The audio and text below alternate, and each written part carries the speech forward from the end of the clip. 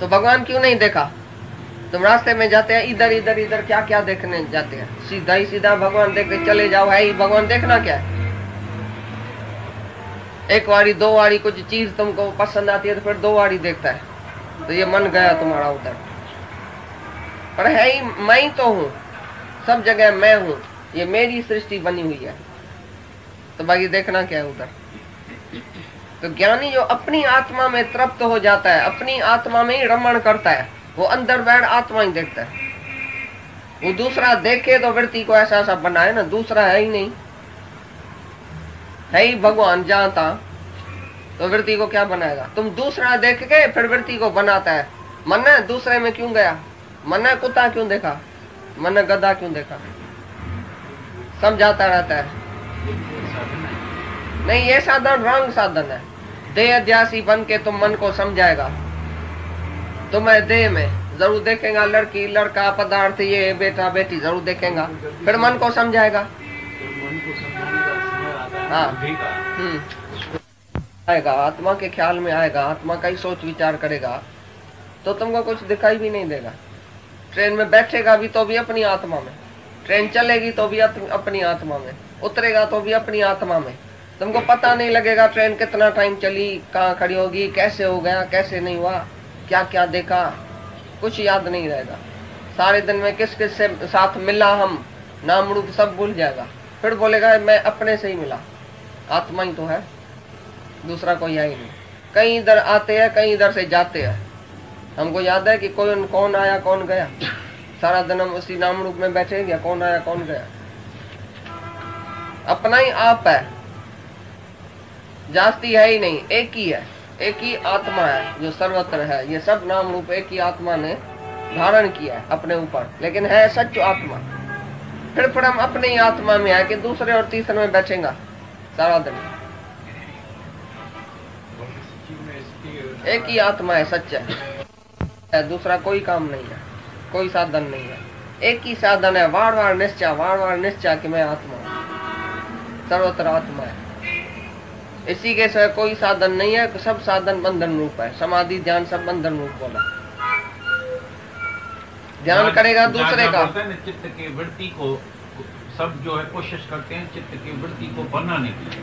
हम बोलते हैं नहीं, आत्मा का निश्चय करो तो तुम्हारे चित्त की वृत्ति ऑटोमेटिकली बन जागो आत्मा में। ऐसा नहीं आंख बंद करके बैठो तो समाधि आई, फिर आंख खोलो फिर जगत देखा, जागा ही नहीं।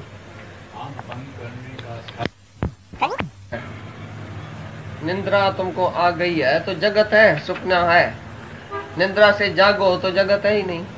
तो माता मदालसा ने भी अपने बेटों को ऐसा ही छोटेपन से लोड़ी दिया था, भाई तुम शुद्ध है, बुद्ध है, आत्मा है, तुम्हारे में माया है ही नहीं, बंधन है ही नहीं, संसार है ही नहीं, तुम ही सत्य है। तुम्हारे संकल्प में ही सृष्टि है, संकल्प का नाश सृष्टि का नाश।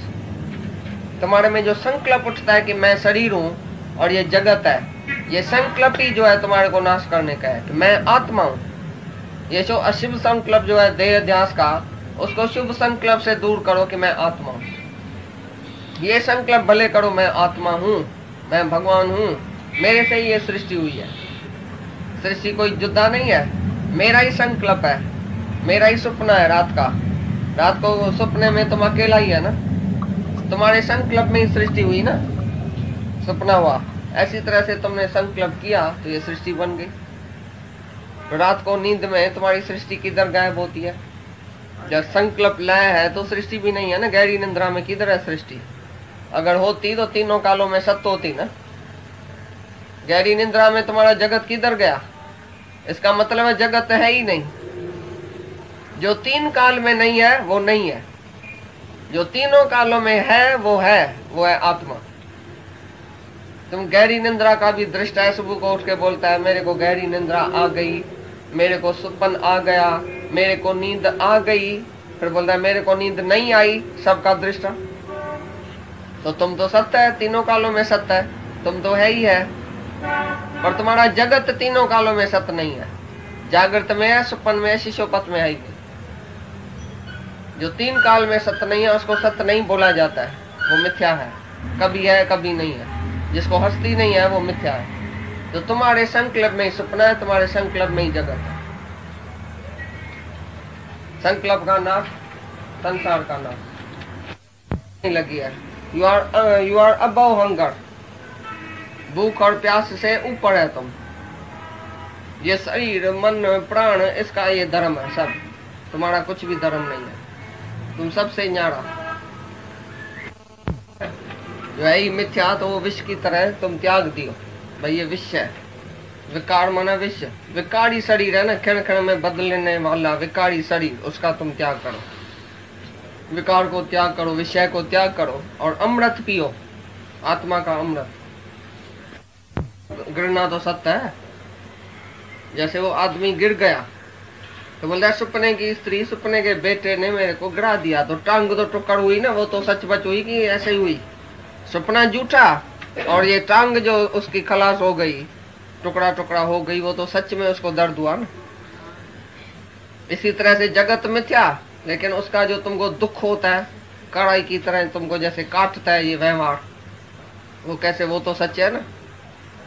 तो बोला इसके लिए विश्व के समान वो सब त्यागने योग्य है। स्त्री बेटा धन दौलत ये सब त्यागने योग्य।